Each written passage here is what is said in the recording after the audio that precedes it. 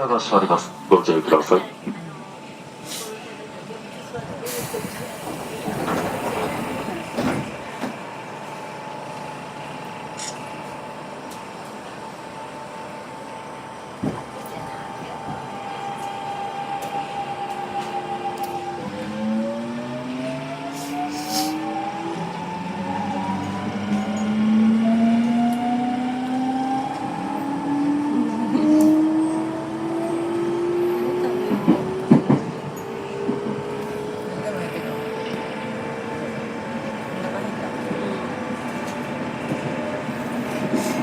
次は泉大津です。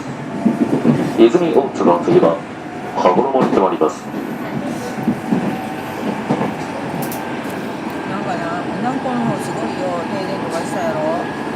で、なんかな、食べ物とかも結構赤になったんやって。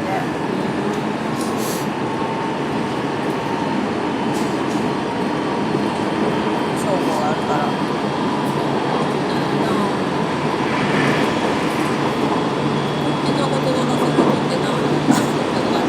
すごいな。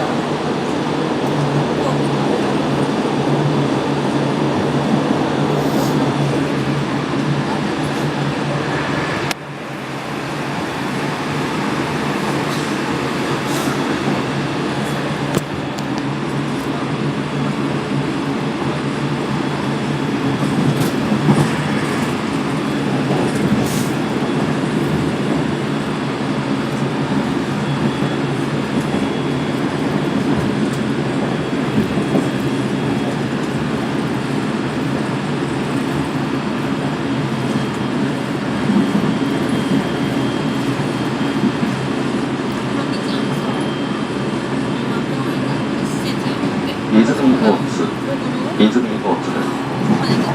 泉大津の次は羽衣に停まります。普通車をご利用のお客様は4番乗り場の台車にお乗り換えください。次は堺台普通車に接続します。やっ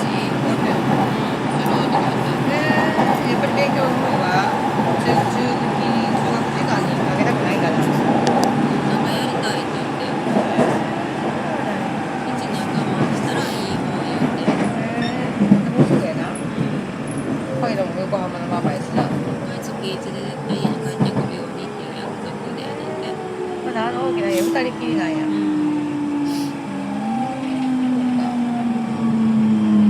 萩も来たん？萩は来てへんかった。塾もやってるしな。もうやめたって。あ、もうやめた。